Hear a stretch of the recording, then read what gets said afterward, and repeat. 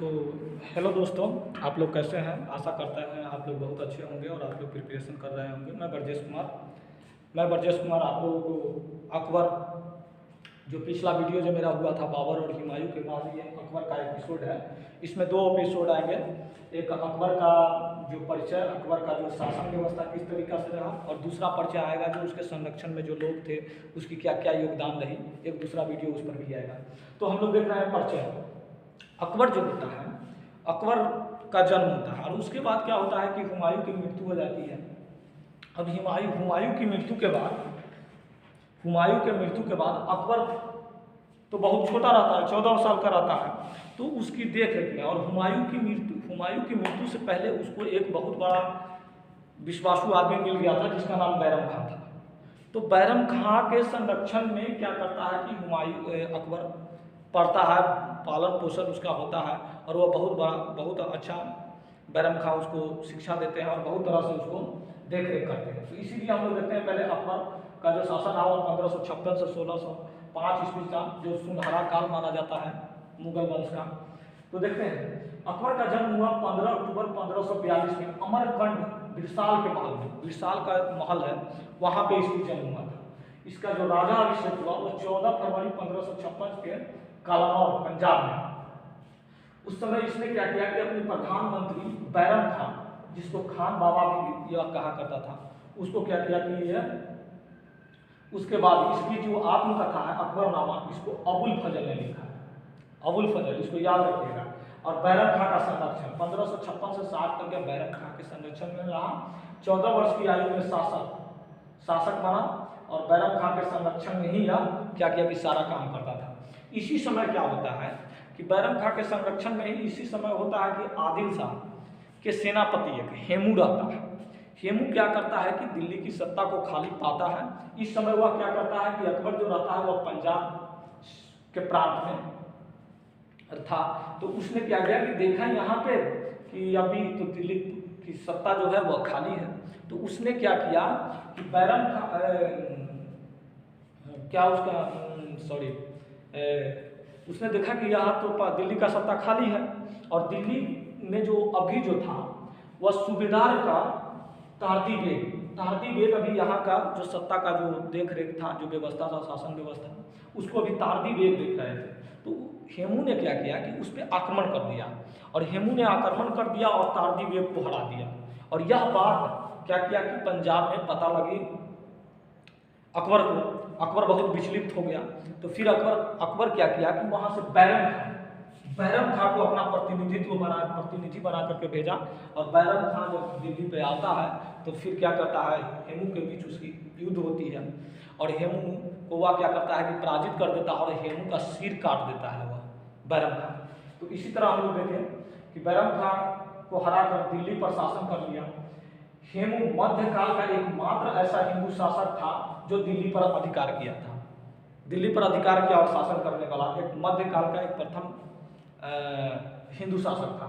5 नवंबर 1956 को हेमू और अकबर के बीच युद्ध होता है। बैरम खां ने हेमू का सिर काट देता है और 1556 से 60 तक बैरम खां के संरक्षण में अकबर रहता है और बैरम वजीर के पद पर नियुक्त होता है, जो उस समय की सबसे बड़ी चीज थी। और उसके बाद देखिए ये सारे हो जाने के बाद बैरम खां की मृत्यु 1560 में। अब क्या होता है कि बैरम खां के संरक्षण में ही सारा अकबर कारोबार दिखता था। तो इसको देख करके वहाँ के जो उच्च अधिकारी होते थे, एक अलगा जो वहाँ के अधिकारी, उसके घर परिवार के लोग, वो बहुत बैरम खां से चिढ़ता था और बैरम खां से बहुत ज़्यादा चिढ़ता था। और क्या करता था कि बैरम खां के विरुद्ध, बैरम खां के अकबर के कुछ सरदार एवं धाईमान ने बैरम खां के विरुद्ध उसको भड़काना स्टार्ट करता है बैरम खां के विरुद्ध, जिससे अकबर भड़कने से यह क्या करता है कि उसके मन में द्वेष भावना पैदा हो जाता है। और अकबर ने बैरम खां को क्या करता है कि कहता है कि आप मक्का जाने का आदेश दे देता है कि आप वहाँ पे मक्का जा करके आप माने कि मक्का मदीना में जाइए और वहाँ पे क्या कीजिए कि आप अपना माने कि धार्मिक कार्यक्रम कीजिए। लेकिन वो क्या करता है कि वो तो बैरम खां बुझ जाता है, बैरम खां बहुत तेज रहता है, उसने समझ जाता है और उसने क्या करता है कि अकबर से युद्ध करने की अपनी ठान लेती है और उसने युद्ध करता है। अकबर और बैरम खां के बीच तिलवारा का युद्ध होता है, इसको याद रखिएगा, तिलवारा का युद्ध। और तिलवारा का युद्ध होता है, और तिलवारा के युद्ध में क्या होता है कि बैरम खां, अकबर क्या करता है कि बैरम खां को हरा देता है, लेकिन वह मार नहीं सकता था क्योंकि उसको बहुत ज़्यादा हेल्प किया था उसके फादर के टाइम से। हुमायूं के समय से ही अकबर को सबसे ज़्यादा आगे पहुंचाने में बैरम खां का योगदान था, तो वह मार नहीं सकता था। तो इसीलिए बैरम खां को पराजित कर 3 विकल्प देता है। एक तो आप क्या कीजिए कि निर्वासित जीवन जीतिए, दूसरा या तो मक्का चले जाइए, और तीसरा आप एक छोटे अधिकारी के पद पर यहाँ पे रह के काम कीजिए। तो अकबर ऑलरेडी वजीर के पद पर आता है, तो वह ये 2 बात को अस्वीकार कर देता है और तीसरा मक्का जाने का वह फैसला लेता है। तो मक्का जाने के क्रम में मुबारक जो अफगान एक रहता है, वह करता है कि उसकी हत्या कर देते हैं, उसका हत्या कर देता है बैरम खां की, और उसकी हत्या हो जाने से अकबर बहुत आहत होता है और क्या करता है कि उसकी जो विधवा होती है बैरम खां की जो पत्नी सलीमा बेगम, उसको क्या करता है कि अकबर अपने शादी कर लेता है, विवाह कर लेता है, और पुत्र अबू रहीम की शिक्षा भी का जो कारोबार होता है वो सारा वही उठाता है अकबर ने। बाद में उसे खाने खान की उपाधि दिया जाता है, खाने खान की। यही अब्दुल रहीम है, अब्दुल रहीम खाने खाना, जो क्या किया था कि बाबरनामा जो था उसको अफगान में ट्रांसलेट किया था, यही अब्दुल रहीम खाने खाना। उसके बाद हम लोग देखते हैं कि ये तो ऊपर बैरम खां मर जाता है, उसके बाद पर्दा शासन या पेटीकोट शासन बोलते हैं इसको। पेटीकोट शासन का मतलब कि इस पर औरतों का वर्चस्व बहुत ज़्यादा बढ़ जाता है। जो महामहिम जो अनगा उसकी रहती है, जो अनगा का मतलब जो वहाँ पे देखभाल इसको बचपन में किया हुआ रहता है, तो उसकी वर्चस्व वहाँ पे बढ़ जाती है। तो फिर अनगा का पुत्र होता है अधम खां का वर्चस्व, अनगा के कहने पर वह अकबर सारा काम करने लगता है और इसी के नेतृत्व में अधम खां का वर्चस्व बढ़ जाता है।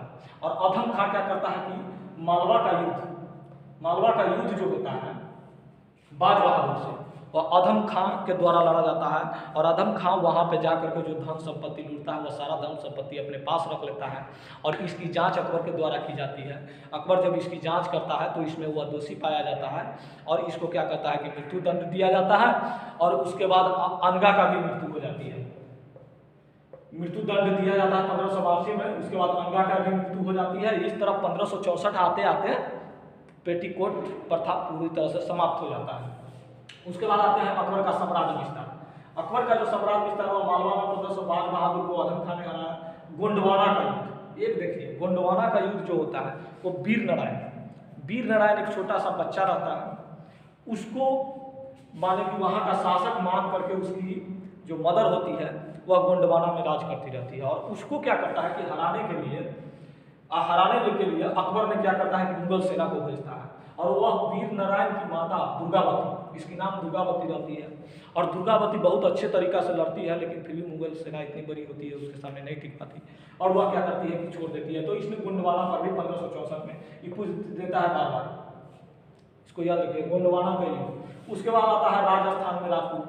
राजस्थान में क्या होता है, जो राजपूताना जो परिवार होते हैं उसमें क्या होता है कि अजमेर का जो शासक होता है जयपुर अजमेर के शासक राजा भारमल, वह क्या करता है कि मुगल का स्वेच्छा से क्या करता है कि अधीनता स्वीकार कर लेता है और अपनी पुत्री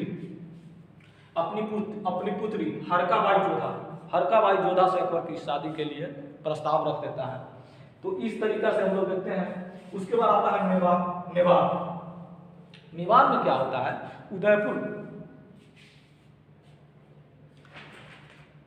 मेवाड़ का जो शासक होता है उस समय राणा संगा, उस समय शासक चित्तौड़ का जो शासक उदय सिंह होते हैं, अकबर ने उस पर आक्रमण करता है और वह क्या करता है कि हार मानने के लिए तैयार नहीं होता। इसी क्रम में हल्दी घाटी का युद्ध होता है, 1576 में हल्दी घाटी का युद्ध होता है और मान सिंह के धोखाधड़ी के कारण मान सिंह ने क्या करता है कि 1597 में इसी में हल्दी घाटी का युद्ध होता है राणा संगा से और क्या करता है कि वहाँ पे इसको हरा दिया, हार नहीं इसको कहते हैं, वह क्या करते हैं कि हार जाते हैं और जंगल की ओर चले जाते हैं। फिर वहाँ पे क्या होता है, फिर उसके बाद रंथम और ये सब जो होता है वह मुगल सत्ता के अंतर्गत आ जाता है। उसके बाद हम लोग देखते हैं बिहार बंगाल।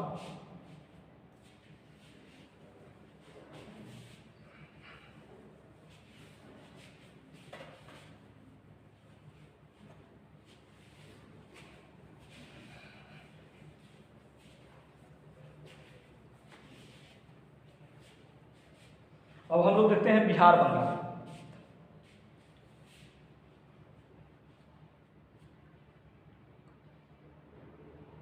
अब देखिए बिहार बंगाल में क्या होता है।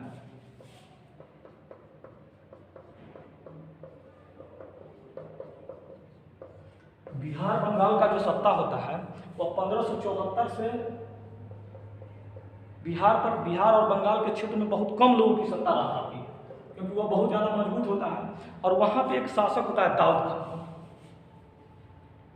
दाऊद खान वह बिहार और बंगाल के शासन में, बंगाल में वह शासन करने लगता है दाऊद खान। और इसको हराने के लिए अकबर ने क्या करता है कि मुनीम खां को भेजता है, और मुनीम खां क्या करता है कि उसको हरा देता है।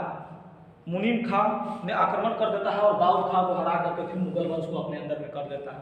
उसके बाद हम लोग देखते हैं काबुल, कश्मीर, सिंध, उड़ीसा, हिंदुस्तान, कंधार, ये सारे पर क्या करता है कि मुगल वंश का विजय हो जाता है। और दक्षिण भारत में दौलताबाद, अहमदनगर का नेतृत्व चांद बीबी ने किया।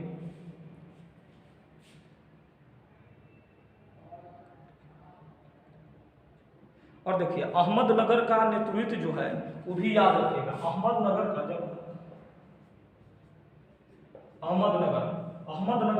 याद रखिएगा। अहमदनगर पर क्या करता है, जब मुगल नेतृत्व करता है तो मुगल जब अकबर करता था, चांद बीबी जो होती है वह इसका नेतृत्व करती है। यह भी क्वेश्चन आया हुआ है।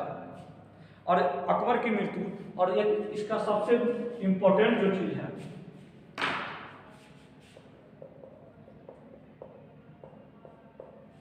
अकबर जो था,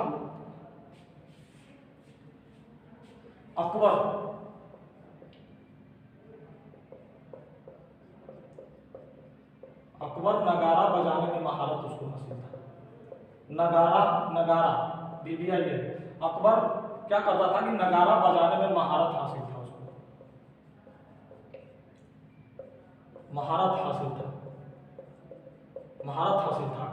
अकबर क्या करता था कि नगारा बजाने में उसकी महारत हासिल है। इस तरह इसने क्या किया कि पूरे इंडिया के जितना भी प्रांत होता है वह सारा को जीत करके अपने अंतर में मिला लेता है। और असीरगढ़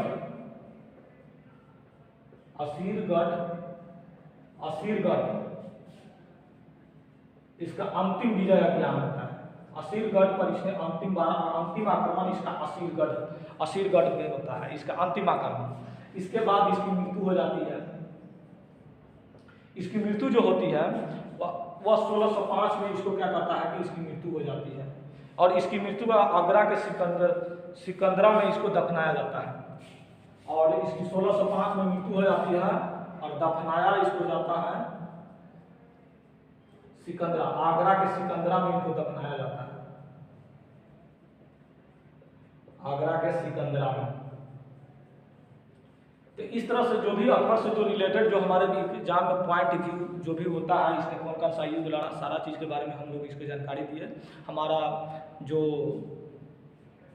उसके बाद हम लोग देखेंगे कि अकबर का किसने नवरत्न थे वो किसने कितनी सहायता की, उसकी क्या योगदान था, किसकी भूमिका क्या थी, इसके बारे में हम लोग नेक्स्ट वीडियो में देखेंगे। अकबर का प्रतिवर्ष क्या शासन रहा, प्रमुख सुधार इसने क्या किए, प्रमुख निर्माण इसने क्या किया, इसके नवरत्न का क्या कार्य है, वह नेक्स्ट वीडियो में नेक्स्ट वीडियो में नहीं, इसी में हम उसको ऐड करेंगे, इसी वीडियो के साथ ही आएगा।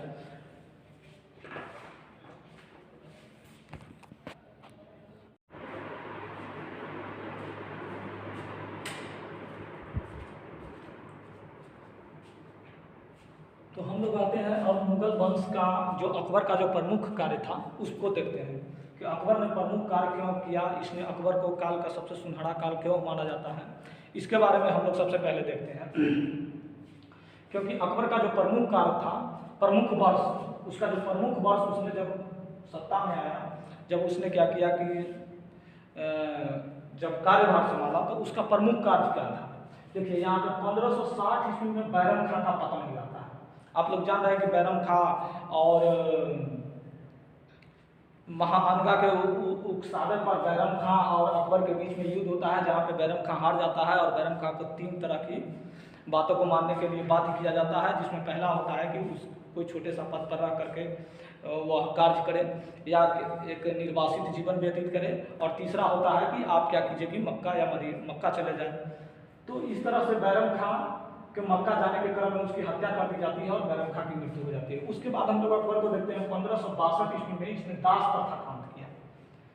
उसके बाद 1563 ईस्वी में जो तीर्थ यात्रा कर जो लगा करता था उसको भी इसने समाप्त कर दिया। फिर 1564 ईस्वी में जजिया कर को समाप्त किया। तो इस तरह से हम लोग याद रख सकते हैं 1562 और 1563,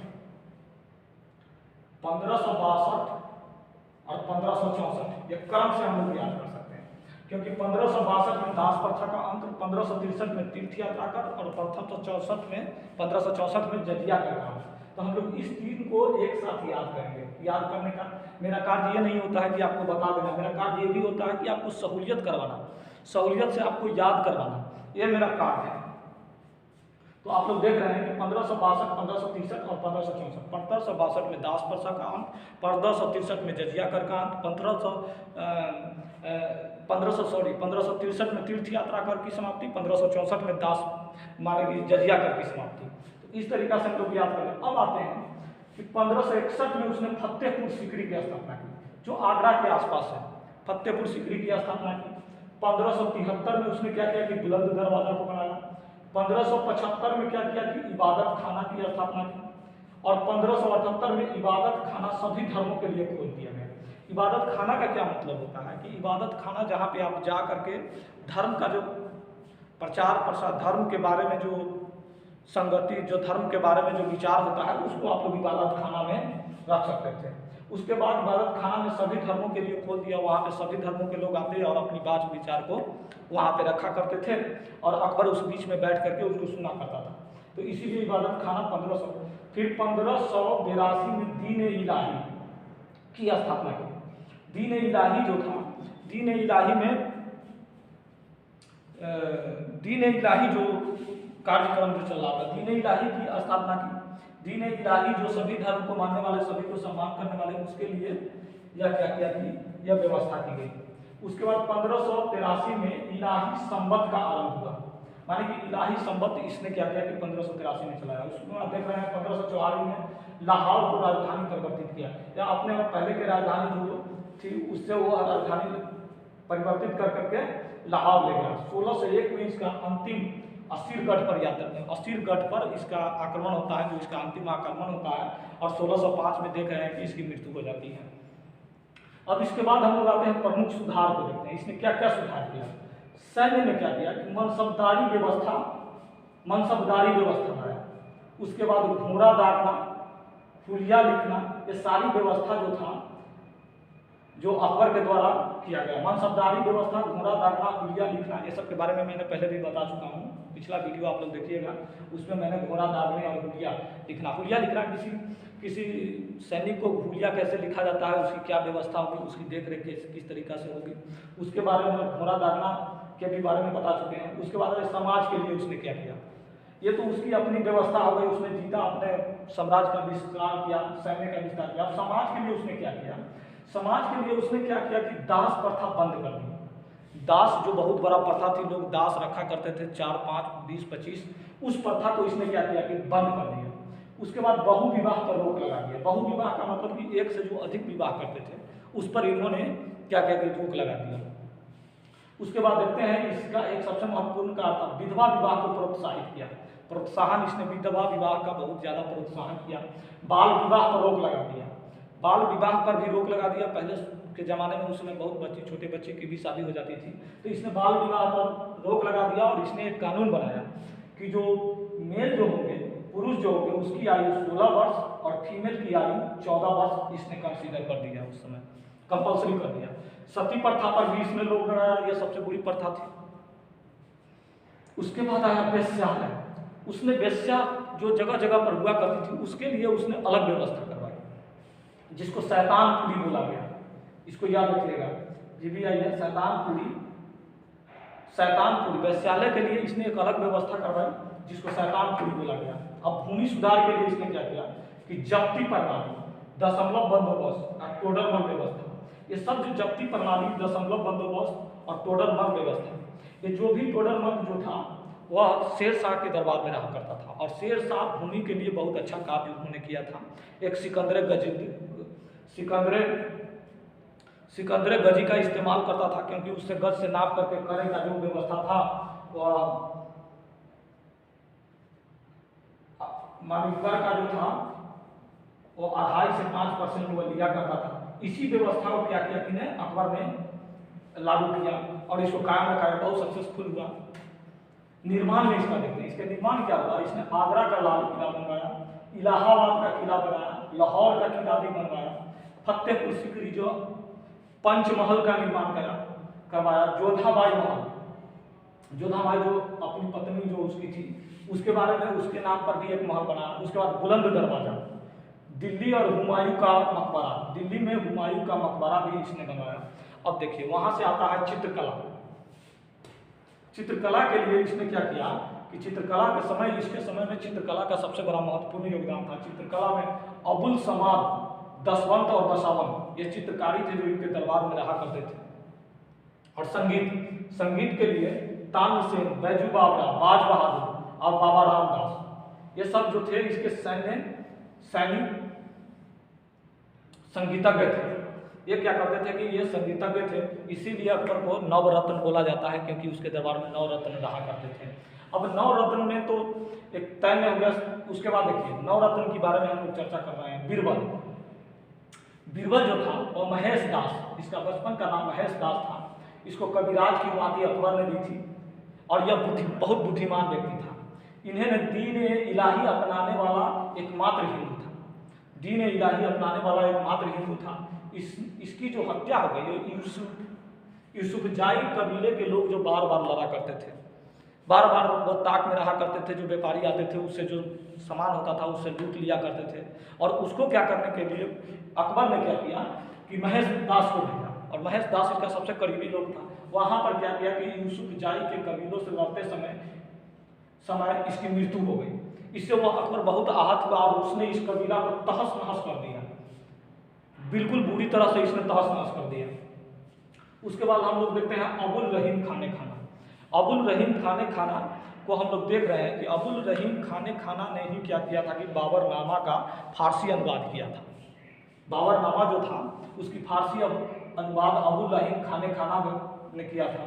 यह बैरम खां का पुत्र था और गुजरात विजय पर, इसने गुजरात में विजय किया था, इस पर इसको खाने खाना की उपाधि दी गई। उसके बाद हम लोग देखते हैं मान सिंह। मान सिंह जो थे वो राजा भारमल के पौत्र एवं भगवान दास का पुत्र था। वही राजा भारमल जिसको क्या करते थे कि